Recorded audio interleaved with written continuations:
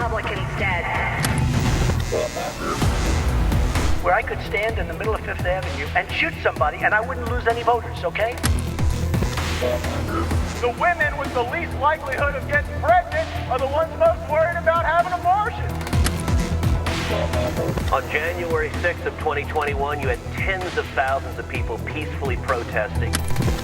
So, it's not a right-wing conspiracy theory. It's not QAnon. It's real.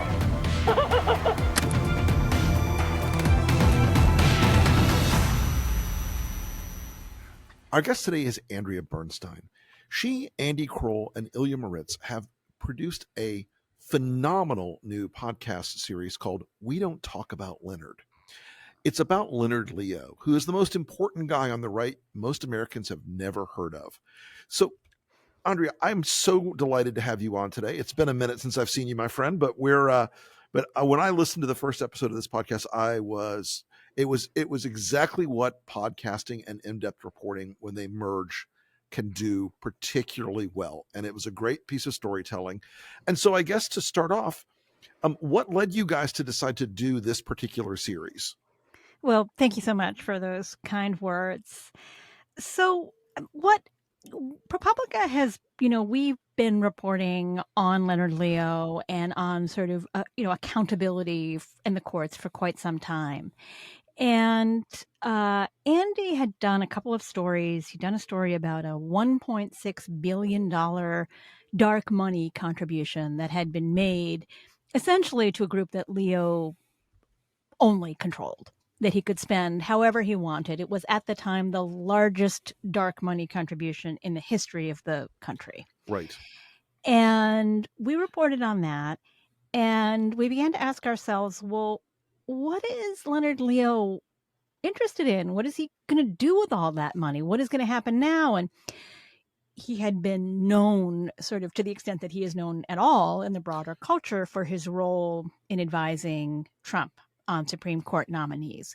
But that is kind of where people's knowledge ended. And it was really fascinating because, the last podcast we did was on the January 6th insurrection, as you know. Mm-hmm, mm-hmm. And so we would say to people, we're doing a podcast on the insurrection. And people were like, oh, wow, everybody knew what that was. Right. This time, the opposite. We were like, Leonard Leo. And they were like, Leonard Leo, wait, who is that? And we would say the Federalist Society guy, the Supreme Court guy. And they'd be like, oh, yeah, right, him. And we realized that pretty early on in our reporting, that here was somebody who's had an immense influence on American society, an immense influence on the courts. Mm-hmm. And most people didn't know who he was. And we thought that is ripe for an investigation. He is a Robert Moses-like person. He has a huge effect on American society, a real power broker. And yet people don't understand the links. And that's what we wanted to begin to fill in. So this first episode, you sort of did a 30,000-foot view of where he came from. And you did mention that. And I can tell you, as somebody who came out of that world, there was a sort of code of omerta around him. You didn't talk, as you say, we don't talk about Leonard. There was a certain degree of this understanding that Federalist Society and the other parts of what I call the expanded Leonard verse are enormously powerful in Washington and enormously influential, and you don't want to cross them. So give us a little bit of the background on how he rose from being a kid who grew up in suburban New Jersey wearing suits and bow ties to high school, to become this unbelievably powerful figure. And I love your Robert Moses analogy, because he really has been an architect of enormously consequential and powerful things that many people hate. Yeah. So he was born on Long Island, but he spent much of his life in New Jersey. And, for those of your listeners who don't live in New Jersey, he lives in a section of New Jersey where, as it's been described to me, it has kind of an identity crisis. You don't know if your TV station are channels 3, 6, and 10 or 2, 4, and 7. You don't know if your baseball team is the Yankees or the Phillies. It's somewhere in the middle of New York and Philadelphia. And he grew up in a pretty modest house. I went and had a look at it, a 1-story house. And, a part of that area where the houses were relatively close together, sort of an Italian neighborhood. And he went to a public school, Monroe Township High School, and Mm-hmm. it's really there that he begins to sort of seem to have made his mark. We spoke to someone who described himself as Leo's best friend. His name was Snehal Shah, and he talked about how he and Leo were sort of the smart kids. They were the outcasts. Leo wanted to be a lawyer from age 9. That they were bullied because they were the smart ones, Mm-hmm. and Leo was he was like, yeah, I think he was interested in politics, but the biggest thing that he remembered is that he was opposed to abortion. That was Right. an animating principle. There was a fight in a classroom or an argument or dispute where the people were talking about it in the hallways afterwards in high school. And Right. that was Leonard Leo. And I'm probably dating myself a little bit, but it was kind of like the Michael J. Fox character in Family Ties, Alex Keaton, like sort of the Reagan era, sort of person who was dressed Right. formally and really believed in conservative ideology from high Mm-hmm. school. And one of the things that I did not know I was going to find when I went to look up the yearbook. Well, first of all, I didn't know if I was going to find the yearbook, and I had called up the library and I said, do you have the yearbook from his year? And they were like, well, we don't have it, but, come down and have a look. And I thought, okay, well, maybe he'll be in a picture from, the year after, the year before. So I went down there and I said, do you have the class of 1983? And they said, yes, we do. They brought it out. And there I start leafing through the pages, and, it's the 1980s. So there's a lot of mustaches and there's big hair. And you get to the front of the class page, and there's Leonard Leo wearing a jacket, looking very formal, president of the class, National Honor Society. His nickname was Moneybags Kid. And, we asked him about that, and he did not do an interview for our podcast because he told us he would do an interview, but only if we didn't ask him about his financial arrangements or relationships with the Supreme Court justices. We declined, but he did answer written questions, and he did answer factual questions. And he explained to us that he was called Moneybags Kid because he had helped raise money for the prom and the class trip, and he did such a good job that there was money left over to go to the high school. But one of the most striking images from this yearbook was most likely to succeed. Leonard Leo and Sally Schroeder, who went on to be she went on to marry him and is now Sally Leo. And they are sitting in front of a table with a sort of array of cash, and they're holding more in their hands, like in a poker hand. And superimposed on each of their glasses is a dollar sign. And to me, that was such a striking picture for someone who has been such a successful fundraiser and, who has gotten such enormous influence over the judiciary and over sort of all of American politics, really, because of his ability to raise money so effectively. It's fascinating that he was building that skill set out early, and look, he's a couple years younger than I am. I think he's like a year or 2 years younger than I am. And there were not a non-zero number of guys. I was one of those guys too. My high school picture is coat and tie and the whole thing, because it was sort of the preppy schoolboy thing, I guess. But so let's talk a little bit about two things. First, people hear about the Federalist Society. I don't think they fully understand it out in the civilian world very much. Even a lot of our people that are going to be listening to this podcast they sort of hear it. They don't know what it means, and they don't recognize its primacy in the establishment over the last 30 plus years of a very conservative judicial culture across the country. Tell us a little bit about the Federalist Society and Leonard's role in expanding it and how he relates to it today. Sure. So the Federalist Society was founded in the 1980s by a group of sort of conservative intellectuals, basically, who felt that the American Bar Association and sort of the world of lawyers had been taken over by the left. And they felt that they were very marginalized. So they founded the Federalist Society to promote what they have described as the doctrine of originalism, that you should go back to the original Constitution. Now, there's a lot of debate about whether that's the case, so we're not going to go there today, but that's what the motivating force for founding it was. And so that was in the 80s when Leo was still in high school, but he goes to Cornell Law School, which he got a undergraduate and a graduate and his law degree in 6 years. And while I he's hate at those Cornell, underachievers. yes, exactly. While he's at Cornell, he goes to do an internship in Washington. He starts to sort of encounter the conservative legal movement. While he is still in law school, it's a whole Bork nomination process. And I'm sure your listeners are well versed with what happened with that and the idea of Bork becoming a verb.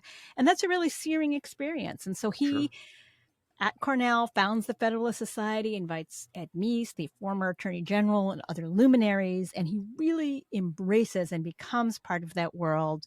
And he goes down to Washington after law school, and he gets a clerkship on the U.S. Court of Appeals, among other things, where he becomes friends with Clarence Thomas, goes to work on the Thomas nomination, and that really forms him. And then after that, he goes to the Federalist Society, where he stays for 30 years. Right. And really sees it as his mission to build up, it was like a student kind of law school club. And he gets hired on to be the lawyers chapter head. So he's making connections with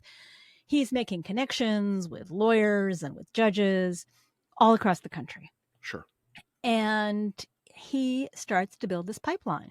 And that is what Leonard Leo does. He starts to learn that you gain power through identifying talent and placing people in key positions, and then being able to go back to those people when you need them for something. And that is something, it's he has found people who he has met in law school. He has helped them throughout their careers. And then when he has needed someone who he sees as a conservative loyalist to be placed in a position, he has done that. And we know that, he was instrumental in putting together the list for Trump of judges. And these were lawyers in many cases that he had studied throughout their careers. Sure. And sometimes people that he knew. So this enormous footprint, really, he sort of reached, Leonard Leo has 5 Supreme Court justices he was personally responsible for placing on the court in a greater or lesser measure. This court really reflects an awful lot of that 30-year plan that he executed on in ways that I think few people really appreciate. But I guess the back end of the selections have seemed a little more chaotic, and maybe that reflects Trump and his world. But it's certainly, getting Alito on the court and getting Roberts on the court did not feel as chaotic and strange, particularly as Kavanaugh or even Barrett, both of whom seemed like he was reaching into the pool and looking for Kavanaugh was always a go along to get along guy in DC. He struck me as somebody that Leonard would love to have on the court because he's predictable and reachable, and they know how to work with the guy. But that footprint he's had on these justices, it is. I think people don't understand how the mojo of the FedSoc Society with a Republican lawyer that it imposes on them so quickly. But my question is, I'm sorry, I'm kind of a long way around at this question. Leonard is a much more traditional conservative of the oldest school. He's a much more traditional social conservative, because I was always a traditional conservative, but I was never a social guy. I was a foreign policy and an economic individualism and liberty guy. Leonard was like the alpha dog of the social conservative movement. As conservatism has changed, as Trumpism has replaced traditional conservatism, how does a Leonard continue to fit in? Or is he just going to try to keep doing what he does to keep stacking the courts, state and federal, with his kind of people? Well, we're going to have more to say about that in episodes 2 and 3. But let me just say that generally, first of all, on sort of the Supreme Court justices that he's responsible for, he's not responsible for Clarence Thomas, but he worked on his No, nomination. He right. played a crucial role in research on that Mhm. effort. And so he was sort of somebody who helped to not only nominate, but confirm six of the 9 Supreme Court justices, which is quite a record. Right. And if you go back to, sort of Roberts and Alito, one of the things that we talk about in our podcast is how Roberts was the beginning of this sort of financial network that Leo began to put together, where he began to sort of quietly raise money for this network of groups that were treating these Supreme Court nominations like political campaigns and running ads in districts and targeting specific senators and really shoring that up. And there was a lot of people that we spoke to. I mean, I don't know what your thinking was at the time, but there were a lot of people who sort of were like, why does it matter if you have the numbers in the Senate? Like, what is this about? But it really had an effect. And, this is someone who, has played a long game and been successful. And, this was pre-Citizens United. Here was really an effort to raise money outside of the political system, raise it for the kind of groups that you don't have to disclose your donors. Right. They're all C3, C4. Exactly. And that he really understood how to sort of marry the sort of, the money with the idea of let's get these people on the courts that are going to rule in very, very conservative ways.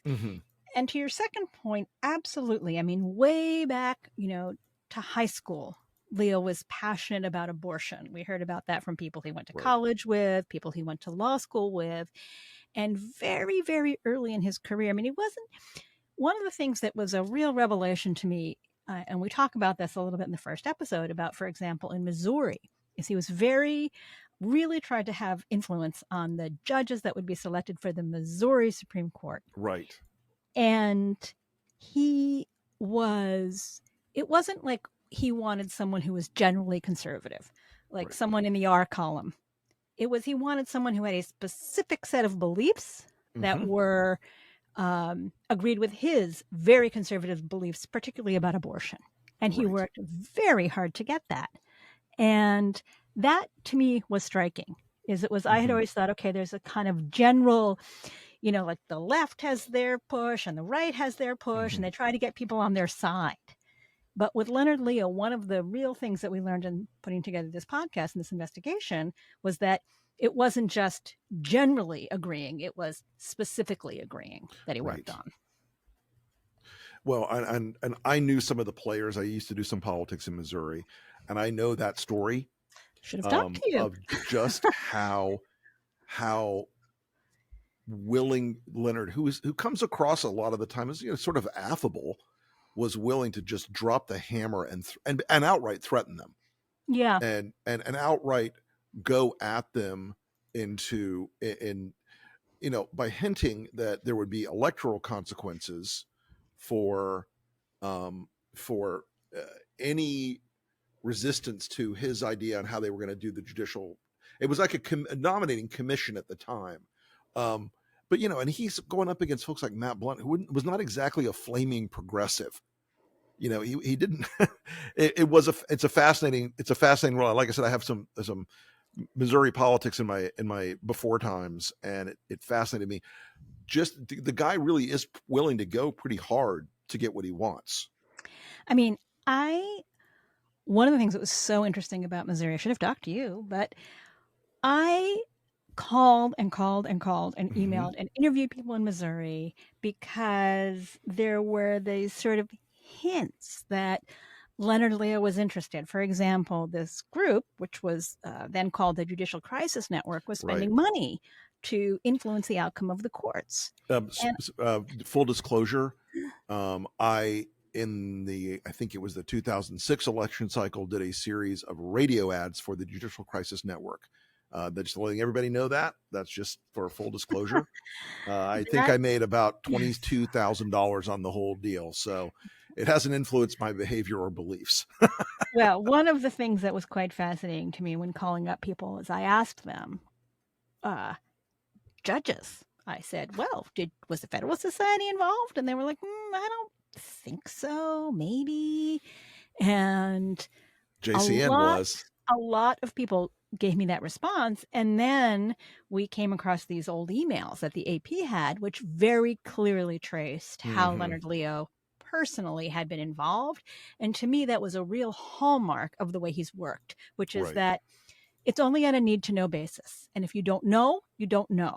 And so many people, like, for example, the former Chief Justice of Missouri did not know that Leonard Leo was trying to affect the way the justices were selected. And that was something that we encountered all along this way. You'll see it in other states as we go through, that people were like, no, I don't know anything about it, until you find the actual people who do. And then a different story emerges. Well, it is fascinating, because people like Matt and people like Martin, folks out there, these were not progressives or Democrats. They were rock-ribbed Republicans who got their backs up a little tiny bit initially over the way he wanted it done, and he won. He beat him, and beat him pretty hard. So as we go on here, and I know I could do this. I could keep this conversation going all damn day. He recently received as you mentioned in the top, a $1.6 billion, with a B, folks, $billion gift from a major donor. Talk about who that was, why he gave that much money, and what do you speculate that Leonard is going to do with an amount of money that would kick off in interest alone enough to fund like 10 big super PACs a year? Well, one of the reasons we named our series "We Don't Talk About Leonard" was that people didn't want to talk to us, and we were making a podcast, and we didn't have people who wanted to say anything, even on background, and let alone get any tape. And we were going, okay, we're going to make a podcast about this person that nobody wants to talk about. And one of the things that sort of came back to us is because of the power of that money, that people want some of it, or think they might get some of it, or maybe are getting some of it. And it is just really influential. The money comes from an electronics magnate, I guess you would call him. His name is Barry Side from Chicago, who's a very, someone who has certainly contributed generously to conservative causes over the years, but has been a pretty low profile figure. And Leonard Leo convinced this gentleman, who has no heirs, to basically turn over his fortune to a trust called the Marble Freedom Trust, which, well, it's really a dark money group. It's called the Marble Freedom Trust, and it can be spent on anything else, anything, basically, any cause that Leo wants it to. And, we have some glimpses of what's coming with it, which we're going to get sort of more into in episode 3. But suffice it to say that it gives Leonard Leo the ability to really control massive parts of the conservative network, and also controls who says what about him. Right. And so my next question is what I call the Leonard verse. And yes, there's FedSoc. Now there's Marble. There's also a private PR firm that he owns, or he either owns it or is partial owner of it, called CRC. Yeah, part owner. Talk a little bit about how this whole accretion of various groups around Leonard Leo works. So he had worked at the Federalist Society for 30 years. He left in 2020 and began a number of ventures, one of which was CRC Advisers, which is a sort of a strategy firm. I mean, a PR firm probably undersells it, although they do PR. They do his PR. One of the things that struck us is they also do PR for the Judicial Crisis Network and for the Federalist Society. So here were these independent groups, sort of, that we asked our questions for the story about Leonard Leo to the PR firm that is part owned by Leonard Leo. So it gives you a sense of the tightness of it. Nobody's going to snitch on the boss. And, we have glimpses of what CRC Advisers is doing. Certainly they, represent a lot of high level people, but they also get, they do a lot of work for groups that Leo is associated with, like the Republican Attorneys General Association, for example. So he has sort of, gone into this private business, which is doing works within a network and, making a lot of money and, or doing well for himself. I mean, certainly better than he did at a nonprofit. He recently bought this lovely $3 million mansion in Maine. And our podcast starts with a party in Maine. That was the night before the Dobbs decision, where there's Leo with some 24 federal judges, and they're having a sort of, lavish celebration at his home. And for us, it really was a real story about the network that he has built and how deeply it goes. And it's not just about the Supreme Court, but it's about the judiciary going all the way down into the states and up and down through the federal courts. That's right. And I think that is one of the things that you start to touch on is, as we just talked about Missouri, that folks don't understand yet is that the Federalist Society and Leo himself are deeply, deeply involved in applying all these tools they've built with all these resources they have to reshape state court races. And now they're working down to like district attorneys and state attorney races that are, ordinarily not even on the radar screen of Washington, D.C. interest groups, but they're working it all the way up and down the food chain politically. So, Andrea, before I let you go, tell me what you have in future episodes. Give us a little spoiler on the next couple of episodes of We Don't Talk About Leonard. Yeah, so we are going to be looking at, we looked at Missouri, which was, Leo didn't exactly get his way in Missouri, but he learned some very important lessons about how to influence state Supreme Court judges. And we're going to be talking about the lessons that he learned and how he used those lessons to start winning and start getting the courts that he wanted. We're also going to be looking at state attorneys general and the way in which Leo and his network have been involved, in those efforts. Right. And one of the things that we've learned is that his influence goes much deeper and much broader than most people realize. And, Democrats are starting to catch up now, starting to spend a lot of money on these things. But so many of them said to us, we are 30 years behind. Yep. Leonard Leo saw this. He saw this decades ago, and he began executing on it. And we are only just now realizing this and trying to catch up. I wrote about it in my second book, and I got blowback from my conservative friends at the time. Like, don't talk about it because you know what? He's a good dude. This was back still when Republicans still spoke to me. And by the way, I teased one of them earlier, and I said, hey, I'm about to do a podcast about your buddy Leonard Leo, a fairly conservative attorney who is privately not an insane person, but like so many people in Washington is towing the line. And the response was, please don't mention my name. Yeah, exactly. We don't talk about Leonard. We don't talk about Leonard. So, well, Andrea, thank you so much for coming on the Enemies List today. This was a great interview. And folks, the podcast is We Don't Talk About Leonard from ProPublica. I cannot recommend it highly enough. It is a fascinating insight into the way the machine of Republican and conservative politics really works. And it's a profile of one of the most important people you probably never heard of. So once again, thank you so much for coming on the podcast today. And we will talk to you again very soon. Thank you so much. You bet. No, it's very, terrific. Very high praise considering the source. It's terrific. Great talking to you. All right, folks, on the Enemies List today is Eric Adams, the mayor of New York City. Now, I have a little experience in New York. Back when Rudy Giuliani wasn't completely insane, I did some campaigns for him, and I briefly served in City Hall as an advisor to the mayor. And I can tell you one thing. For all Rudy's fuckery and weirdness and corruption in this part of his life, there was a time, even before 9/11, where Rudy prized being in action. If there was a flood in New York, he would have been there. If a building collapsed, we were in the truck at 9 o'clock at night, 1 o'clock in the morning, whenever it took to go there. If there was a big fire, if a cop had been injured or a firefighter had been injured on the job, he was there at the hospital when they got checked in. Eric Adams was checked out on the flood this week.